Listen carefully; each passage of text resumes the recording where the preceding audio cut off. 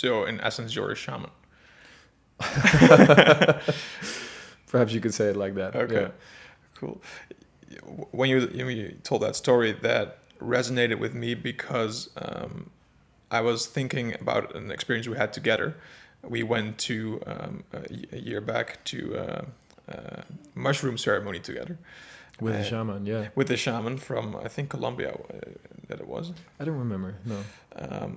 I remember very vividly the experience because at one point we were taking the mushroom, and I was so far out. I was completely in another dimension, and I truly had this higher intelligence, communicating with me. And like you just said, like you get the answer, and it was so clear, like, hey, you have to do this, and this is how to do it. And it could be yourself, your inner world. It could be in higher intelligence, whatever you want to call it. But that experience really changed also my whole paradigm and perspective on life. And what I also remember in there, that was in the peak of the experience, that I was looking besides me, and there you were without a t-shirt, digging and doing stretching and doing all kind of movements. And I think in many ways that was one of the first experience I had with the holistic movement method, because then I said, yo, dude, what you're doing? And you're like, come on, I will stretch you. And you were stretching me. And I felt so much relief. And like if there was something leaving my body, so to speak. And yeah, that was amazing. So thank you for that. But You're welcome. Yeah, it gave me an insight into how much this actually the also the body is a key pillar into healing like trauma.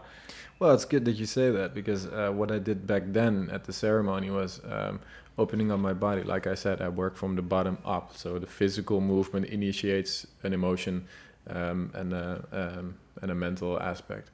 And whatever is stuck in the body when it comes to tension and whatever, it can be released from the body, and then something mentally or emotionally can come up.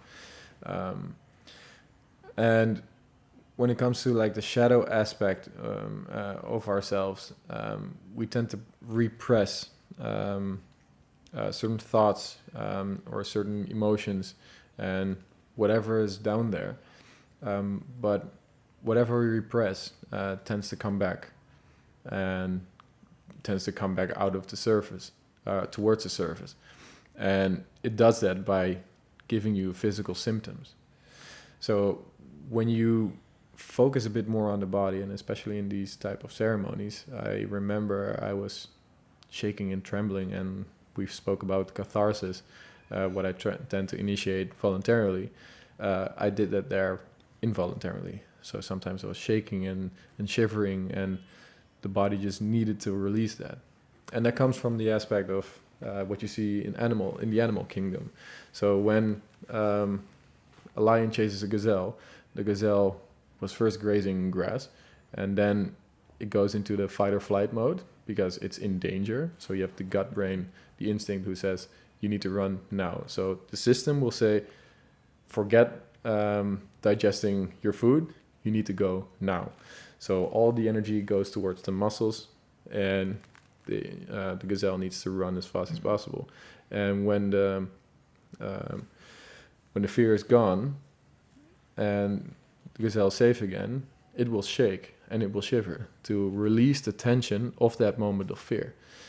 And after that, it can continue on and go about its day. But if it will hold on to that tension, it will have a messed up day and a messed up life.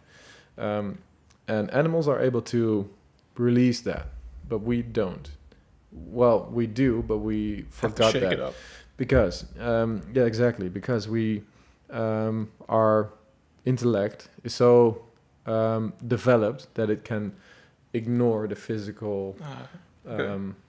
It suppresses those needs. Exactly. Okay.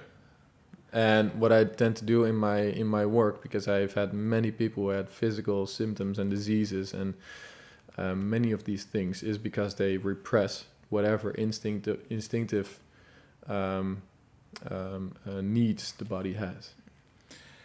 Yeah, I was thinking about this like on the way here, because what I really enjoy to do, like you need to do, is to go to events like ecstatic dancing, or even psytrance, hardstyle, hardcore parties where the dancing is so active, it's so intense, you have to give it your all.